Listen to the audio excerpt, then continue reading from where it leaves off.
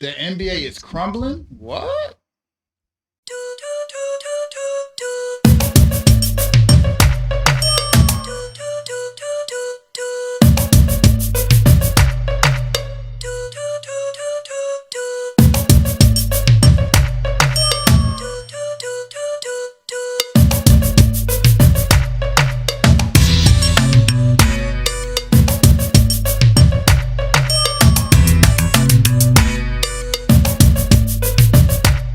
Okay, reactors, welcome back to the channel, the Nuclear Reactor, the reaction channel where all the reactions go nuclear. Before we get into this video, y'all know the drill. If y'all are a sports fan, go over to my sports channel, Ring Culture, link in the description. But back over here playing the Nuclear Reactor, y'all know I believe every action deserves a reaction. And over here, we are very, very reactionary. Make sure y'all like and comment down below. That's how y'all get me in the algorithm. And then I'll go get them when my content hit them and fit them and sit with them. Subscribe and hit the bell notification so y'all can be notified for every time I upload. And I upload a lot. Share my videos and hype my channel. So, y'all know how I feel about today's NBA. Y'all know I really don't like it. There may be a handful of players today I vibe with, but as a whole, I'm really not feeling it. I was trying to watch my team, the Sixers, last night, and yeah, it's just the basketball now is just it lost it for me. It's just too many threes. The defense is just putrid. I like OKC because they actually play defense, but even they shoot too many threes. But there's a video that came by my radar, and it said the NBA is crumbling. It's from a year ago, from Stark Raven Sports. But the NBA had a boost earlier this year. Excuse me, with the interview Michael Jordan did, but I don't think that boost lasted long. The NBA, the in-season tournament, I hate it. It's just bad basketball is going on now, and the commissioner, I think he's making it worse. So let's check out what Stark Raven is talking about in this video. I'm pretty sure we're gonna be able to vibe with a lot of it if y'all feel the way I feel about today's NBA. So let's check it out. The NBA is cratering right now, in vibes and in viewership. Their opening doubleheader was down 42% from last season, and their first primetime Friday night game involving a huge market team at home drew a smaller audience than ESPN2's college football game that night. Damn. You most likely clicked on this video for one of three reasons. One, you hate the NBA and are looking for someone to articulate why you hate it. Two, you love it and you're confused as to how anyone could question the quality of their product. Or three, where I'm going to guess the majority fall, people who have noticed a decline in the NBA's brand of basketball and the aura of the league as a whole, but have struggled to put it into words or understand what's changed. Most generations have an era of NBA history they look back fondly on. Me, I love the NBA, but hate it now. Does that make any sense? I love the NBA, but I hate the product that's out there now. What do you guys think? Where do y'all fall in that paradigm that he just articulated at the beginning? Generations have an era of NBA history they look back fondly on, and insist was the best that there ever was. Even down to saying the players were better than today, which is not true. Athletes are much better today than ever before. But you have your people who... Athletes are not much better today than ever before. That is not true. I'm not sure where that comes from, but... are much better today than ever before. But you have your people who romanticize Michael Jordan's prime, Kobe Bryant's prime, the LeBron James Heat era, or maybe that one day in 2019 where DJ Augustine hit a game-winning shot in the playoffs and the D'Angelo Russell bench mob Brooklyn Nets beat the Sixers on the road. Basketball is an easy sport to get nostalgic thinking about, but I'm not sure this era is going to leave that impression on fans the same way. Gone is the NBA where Vince Carter is dominating the dunk contest like it had never seen before, doing it in a crazy dual-colored uniform too. Gone are the universally followed legends that dominate the sport that you're either watching out of pure respect and fandom, or a desire to watch kings get knocked off the throne. We're in purgatory for the NBA in 2024, and here's why. The best thing the sport of basketball has to offer is its individuals. 5 players per team on the court at a time makes each one all the more important, and all the more visible. Each one stands out already, but the stars especially. Also having their faces totally unobstructed is a huge plus for marketability, unless they're wearing one of these things. Having all this player visibility is great for a sport that eventually has entire team matchups get boiled down to this superstar versus that superstar. And when you have big, charismatic stars that are also winning championships, that's a huge draw for your sport. Mostly for good, as people have proven they love watching stars pursue championships. Jordan, Kobe, and LeBron all experienced this. Or people love watching the big, powerful stars hoping against hope they'll finally get beat. The Warriors were this turned up to 11 when they had Steph Curry and Kevin Durant together. Right now, neither of these situations exist. The last 2 teams to win championships have been the Celtics and Nuggets. Their best players, Jason Tatum and Nikola Jokic, frankly, don't move the needle enough outside of diehard NBA fans. It's a surreal feeling. We did it. And Tatum didn't even win the Finals MVP that year. It was Brown who won it. But yeah, the NBA don't respond to Joker. It's almost like how even with Tim Duncan, like the NBA didn't respond too much to Tim Duncan. But he's starting to touch on something that I kind of probably didn't think about too much. It's a surreal feeling. We did it. Hey, Jokic's whole thing is people don't even think he likes basketball, and he's been the best player in the league for the last 2 or 3 years. He seemed like he was sad that he won a championship because it meant he had a shorter summer vacation. These recent winning stars haven't earned the status of having enough juice to make the general public root for, or even better, root against them. If it felt like we had this very recently in the NBA, we did. Those superstars have just gotten old. You played against my dad. Your first NBA game ever, really? Sacramento. You feel old, don't you?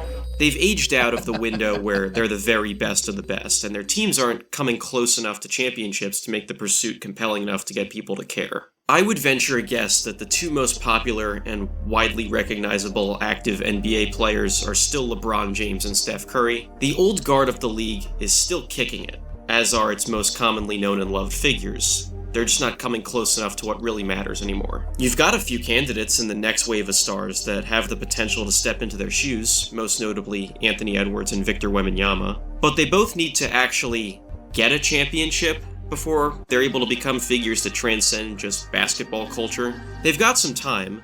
Neither one of them are old enough to rent a car without having to pay a premium for it, but we're still in a bit of a star purgatory until either one of them happens to get to the top of the mountain. And even if you have gotten there before, you still might not be safe from contributing to the sentiment that the NBA is getting worse. Giannis Antetokounmpo is a 2-time NBA MVP who won a championship for the Milwaukee Bucks in 2021. He is one of the most well-regarded players of his era by just about every account. Even he is not safe from being Don't y'all think, because he is touching on, I did a video, Time to Move On, that kind of touched on something like this before, about how the guy said that he wanted like Kevin Durant and LeBron and Curry to move on because the next wave of superstars aren't being pushed to the forefront of the NBA. And I don't know, like, doesn't it seem like for me, I thought it was just the brand of basketball that was being played. That these guys are superstars, but it's just that the product is just terrible. That's what I thought it was, but maybe, I don't know. What do you guys think? I don't know. Account. Even he is not safe from being considered part of the problem. Things have slowly started to fall apart in Milwaukee, and yet Giannis, a huge figure of the community, fan base, and organization out there, has reports swirling left and right that he might want to angle his way off the team for bigger and better. Regardless of how fair you think that desire would be, if he has it at all, it leads into something that drives fans crazy. The NBA's best players have taken total control over the directions of their franchises, holding them hostage to win for them immediately, or else they're gonna leave for a team that has the cap space to take on 2 or 3 future Hall of Famers on the court at once. If Giannis, someone who stayed in Milwaukee long enough to earn them a title and built them good enough to a point where they got themselves a second superstar in trade, isn't even immune from this, then that's going to make fans hopeless. James Harden has done this with 2 teams. Kyrie Irving has as well. It's hard to get attached to your team's star in the NBA when, now more than ever, the stars are clicking up on a top handful of teams to chase championships that they rarely ever get. Durant, Irving, and Harden didn't win in Brooklyn. They didn't even get to a conference final. Kawhi and Paul George haven't won with the Clippers. Giannis and Damian Lillard's first year in Milwaukee was a disappointment. The model in the NBA has been to collect 2 superstars at once and use them both to chase a championship. That's not the super team. The super team model was collecting 3 superstars at once. 2 superstars was normal. That was normal. You had 2 players that were top caliber players, an above average third option, and then you would put shooters around those guys. That's normal. What happened when they started calling a team a super team was when LeBron got with 2 other superstars. We're making 3 superstars at once. Superstars meaning that they are in their prime, number one caliber players. Chris Bosh was, Wade was, and LeBron was. They all 3 of them were 3 of the best players in the league. That's what a super team is, and they were clicking up to win championships. That's far different than a super team being made by the front office or drafting, because the Warriors in 2006 wasn't a super. In 2016 wasn't a super team. They had 2 superstars. They had Clay Thompson and Curry. They were bona fide superstars, and the third one clicked up and went there, KD. That's what made them a super team. So yeah. Use them both to chase a championship. And some of that has been players taking matters into their own hands and sacrificing any and all allegiance to their teams, no matter what's happened in their careers beforehand. Is there a way for the NBA to fix this themselves? Maybe, but I can't think of any kind of rule change that would mitigate this. The second apron It's strictly rule. a problem of the pursuit of money or a championship being that pervasive and that essential to what the players think they have to achieve for anyone to care about them. And it's led to way more burning of bridges than I think there's ever been. Then you compound that with a growing perception that the NBA's brand of basketball on the floor is softer than ever, and you've got a real issue brewing up with resentment for the game's best players. The NBA has gotten progressively more strict about rough physical basketball, which is something a lot of older fans really love about vintage basketball. In fact, people think the game got so soft that there's the whole so-and-so wouldn't have made it in Michael Jordan's era cliche. Yeah, and that's it's nonsense. making fans jaded with the basketball they're seeing in the NBA right now. I personally would never want to play like that, and I understand how awful it is for the players, but speaking strictly from a fan enjoyment perspective, our human animal brains do kind of love watching guys get clotheslined in the paint. It's the same reason people thought the XFL scramble was a good idea. But there is one person who decidedly does not like this. His name is Adam Silver. He's the commissioner of the NBA, and he ultimately gets to be the one who decides if rough and tumble basketball is cool or not. Their decision here is that having players potentially get injured or have careers shortened because some defender beat them into the ground is not good business. You need your superstars not to be injured or straight up mangled if they can make appearances on Jesse or Static Shock, or if Chris Rock voiced action figures. You're the best player in the NBA. I mean, those spin moves and the dunks. Oh. Adam Silver also said when he was being interviewed by Kevin Garnett that he wanted the offensive player to be able to get their moves off. So he wanted the game to be more dynamic, and he thought that rules were such that the offensive player was being impeded too much. So, yes. I mean, those spin moves and the dunks. Oh. It's the same thing the NFL is doing with their quarterbacks. So preserving them makes sense, and it is an inherently good idea to make the game better. Problem is, people started to abuse that new system. James Harden should have gone down as arguably the most prolific scorer in NBA history. At least definitely one of the top few. But his reputation at the time he was reaching these new heights was that his success was a byproduct of repeated and excessive foul baiting. Flopping became a severe issue that the NBA finally decided to regulate for the 2023-24 season, and its stars have been its most visible offenders in this. LeBron was given a technical foul last season for flopping. You realize how bad your flop has to be for it to get punished when you're LeBron? Also, the anti-flopping rule is mostly perceived to be a giant sham for what it's worth. Joel Embiid could have gone down as the best player of his era too, only he has a reputation for flopping, swapping out physical play for dirty play, and just general subpar effort and availability. That's how the public sees him. He has had injury problems throughout his career, and no matter how fair or unfair this might be to levy against him, the fact is that he was sitting out of so many games without being seriously injured that he became the face of a new rule where there became a formal minimum games played requirement to be considered for awards. Think about how many rules they put in today's NBA just to make these guys compete. They got the minimum game rule. They got the second apron rule to stop these dudes from building super teams. They got the damn in-season tournament to try to pay them to win more money. They've made up more awards to give these guys so they might actually play hard to try to win these awards.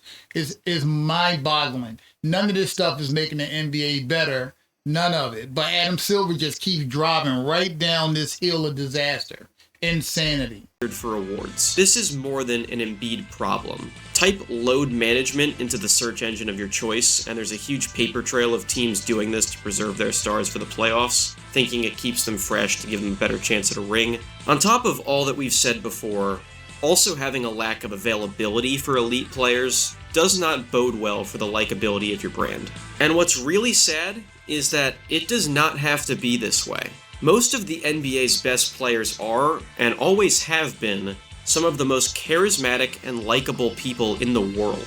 They do try to lean into that. It's just being overcome by a larger public perception that the game and its stars have gotten soft, and there's not as many lovable heroes to root for anymore. Even if that may sound unfair, that is generally the growing sense I've noticed among people, and am doing my best to capture and articulate here for you. But you know what? They really can fix that. There are ancillary ways to boost your brand image that the NBA has nailed in the past. They've just slipped in those areas too in recent years. So let's go over some easy, small-scale fixes that can prop their brand back up a little bit. First, and I cannot stress this enough, stop making all the teams burn through their annual alternate jerseys every single year. They've had some incredible new jerseys come out of this. I think the best version of the Heat's Miami Vice look might be my favorite sports jersey ever. The Clippers had the GTA font one, the Magic had the orange pinstripes, the Knicks black color scheme was awesome. Currently the Raptors have one where it's their throwback logo doing Vince Carter's iconic dunk. Oh, wow. Those are great. Stop making teams replace them after 1 year. For all of these incredible ones, you get like 27 other uninspired, sloppy, boring jerseys a year that exist probably because they're out of good ideas having to churn a new one out every season. Look at the drop-off the Heat had to endure once because of this. Dang. Having your teams and players look really cool might sound like a superficial boost, but that stuff does matter in creating something that people remember fondly. Those ones. They're making the mistake baseball was making trying to sell those new bad All-Star all-star jerseys every year. And they finally realized that sticking with the good looks is more important. We live in a world where people seem to agree that throwback uniforms are better than current day ones, especially in basketball. That shouldn't be the case. Imagine if everyone agreed Batman looked better 30 or 60 years ago than today. That would be pathetic, but that's what people seem to think with basketball. And like it or not, that does seem to matter. All the same as these other things for why the NBA hasn't had the same aura of late. It sounds basic, it sounds shallow when you roll it all together, but it seems to be true. You can even say that if you add 2 expansion teams and they have cool uniforms to start with, that's a built-in way to have fans romanticize, oh, remember when the insert new expansion team in whatever city you want had cool uniforms 20 years ago. There are so many ways to solve the uniform problem. They're just thinking way too much in terms of sales, if I had to guess. And that's not the last thing like that they've lost out on, that they can rekindle to improve the league. The in-season events have totally lost all of their luster. There's like nothing for fans to look forward to from their teams from the first game of the season all the way to the start of the playoffs. And they gotta work on that. Fans really feel like they can skip the regular season if the team is going to go to the playoffs anyway. The rollout for the in-season tournament wasn't as pretty as they'd hoped. Players didn't understand it. Fans didn't understand it. The courts hurt people's eyes. Yeah, the courts are terrible, and I hate the in-season tournament. I hate the whole principle of it, that you got to pay these guys more money to get them to compete. It's just absurd to me. Didn't understand it. Fans didn't understand it. The courts hurt people's eyes. What's going on in there? What? That light! Oh, the red. Andy Nagy, here's the lob. Why not? It worked the first time. And I would wager the majority of casual fans could not tell you which 2 teams played in its championship game. Clearly define it, and give it a realer incentive than players get cash. And make the courts less difficult to look at, please. We've talked for years about Vince Carter, Dwight Howard, Blake Griffin, and plenty of others at the dunk contest, but the dunk contest is as dead as can be right now. The star power for it is non-existent. Yeah, it's gone. And people miss that. Like, seriously, I've brought up Vince Carter like 3 times already in this video. People really love him as an iconic player of the recent past, and the first image in everyone's mind for that is a dunk contest from almost 25 years ago. You don't get that anymore. The dunk contest is on life support if it's not dead already. Same with the All-Star game. That got a whole separate video from me already. Obama is out here saying the All-Star game sucks. And it's an election year. Can I say something, though? Y'all got to have a little more pride in that All-Star game. That All-Star game's it's broke, man. Well, like, people just, like, not running. Everybody just trying all kinds of... Well, I'm not... It used to be when Kobe and Michael and Isaiah, and those guys were playing, man. I mean, they weren't playing the way they did regular season, but they wanted to win. Yeah. Sidebar, do you realize how bad your All-Star game has to be for a former president to dedicate time out of his day to complain about it only a few weeks before an election? I haven't watched the All-Star game in years, but I remember a couple years ago, it was all over the news that a team scored like 200 points. About it only a few weeks before an election? There's ways to do cool in-season events in basketball. Credit where credit is due. The Steph Curry versus Sabrina Ionescu 3-point contest was their best new idea in years. But now, it's time to keep it going on creating potentially legacy-shaping events for star players in men's or women's basketball, if you manage to hit the future ones out of the park. And it's going to take more than just sending your best players to the Olympics once every 4 years. Take the show on the road for a bigger scale than just a handful of overseas stops. Get crazy with it. College basketball has pulled it off in a really fun way, more than once. They played a college game on a Call of Duty map. Get creative and create one-off games or events in fun new scenarios and contexts. It's even worked for hockey and baseball in this decade. Either drawing them out in a long and confusing way or making the players apathetic to them in the first place isn't cutting it for what the NBA has going on right now. Basketball is supposed to be fun. People deep down want to see the sport and its most fun stars get celebrated and compete in as many unique ways as possible. Make that happen. It's a nice counter to the recent lack of marketable, larger-than-life personas competing for the ultimate prize. Give fans new things to romanticize in the meantime. At the end of the day, I want young fans to have things to look back on in the way that I and the generations that came before me do. This all comes from a place of constructive criticism and a longing for the league to reach its full potential once more. Observing what the flaws, or at least the negative perceptions are out there, are how you start rebuilding. And that's good, because, quite honestly, it might not take long to wash all this away. Also, please don't let Inside the NBA die. Speaking on behalf of the general public who does not care about the intricacies of TV contracts, figure it out. But I don't get offended by being called the wrong name. I do. You do? Yeah. Who do they mistake you for? I went to Shrek? I went to that was really good. He said they mistake him for Shrek. Yeah, he came up with some interesting stuff, but it's all, to me, gimmicks is not going to save the league. I guess they want to be classified as gimmicks, but the in-season tournament is offensive, that you have to give these guys cash to try to get them to compete. Go back and see what the hell made the NBA special at his height and just replicate that. That's what I think. I don't know. Y'all let me know down below what y'all think. I'll be down there with y'all as always. I love the conversation with y'all. And as always, the pleasure, all mine. Reaction, well, that belongs to y'all. I love y'all. Peace.